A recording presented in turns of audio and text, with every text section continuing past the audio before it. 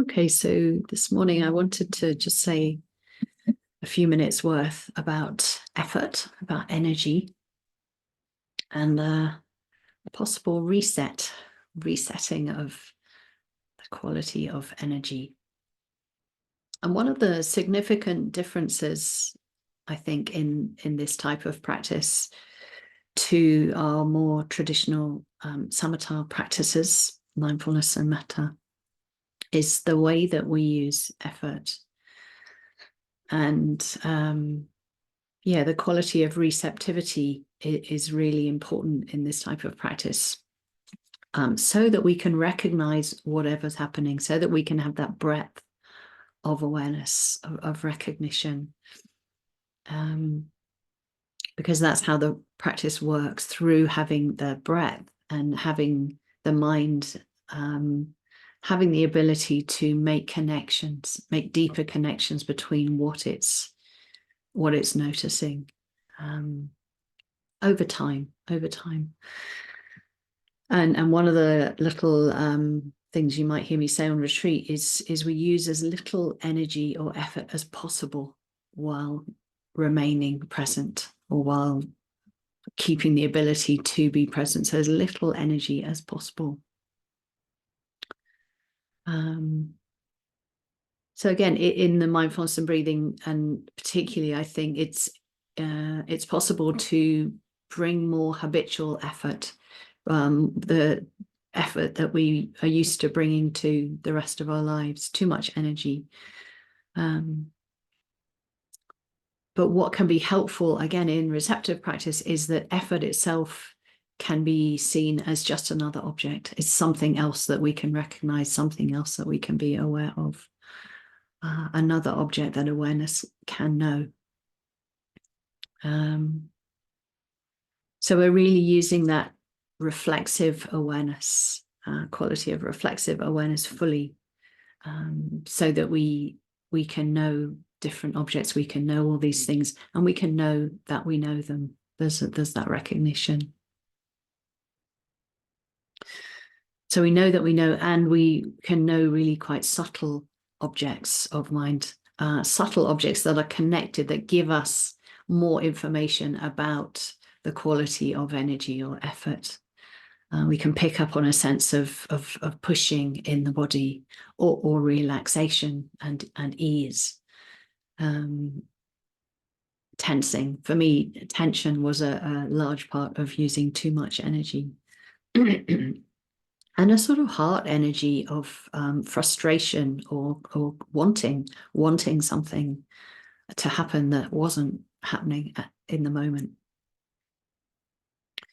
So generally, with this type of practice, if there's been something of a problematic relationship to effort, generally it gets easier, because we're able to recognize that trying or wanting or pushing or making something happen. Yeah, we don't want to underestimate how important the quality of effort is. The Buddha talked about working with right effort right up to the point of awakening. So it's always worth just checking what's happening there, checking the quality of the mind, checking the quality of the energy or effort, and maybe taking steps to reset that effort. And that's partly because habits are strong. So we can quite easily slide back into a more usual sort of pushing or wanting. But also because I think if you like, the danger in this practice is of it becoming quite drifty. Not quite an over-relaxed, but an under-presence, if you like. We've got the relaxation, but we don't have that remembering, reminding, really knowing that we're present. So we want relaxation, but we also want attentiveness with the practice. So reset, can bring more awareness to what's happening, to how you are aware, that relationship to other objects or that relationship to experience. Otherwise we can end up going between the two. We're very drifty and then a little bit tense, or, for example.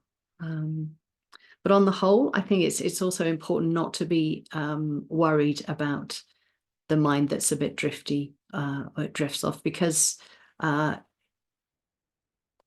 there's more opportunity. We're more in the right ballpark there. The mind can come to presence from that driftiness, I think, more easily than it can come to presence from tension. So it's probably better to be that looser end of the spectrum, and see it as just something. In a way, it's something that needs to be sort of experienced, but known, in the process of becoming present more of the time. But we can use the anchor, of course, and we've been talking about that a fair bit, different ways of using an anchor in practice to help with that driftiness, to help the mind stabilize, to help it settle. But I heard about another little tip recently from a friend, and so I thought I'd offer this to you. And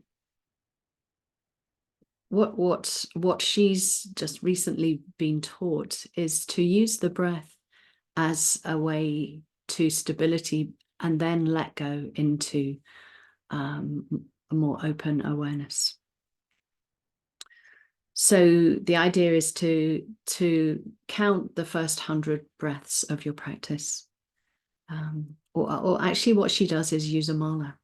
So you can do that as well. Just go around one mala, just really with a sort of loose, but counting and knowing that the breath is happening. And then I find it's helpful to really gradually open out to more sense spheres. So from the breath, just the whole of the body. And then maybe hearing is happening, perhaps seeing is happening, thinking is happening. So all these other realms come on the back of this real openness to the breath.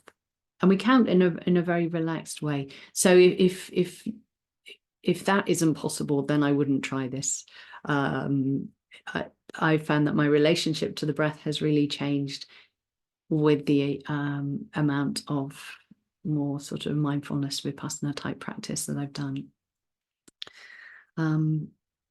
Or you could just do maybe 20 breaths in mid-sit if you find that the practice has become very drifty or you're quite sleepy.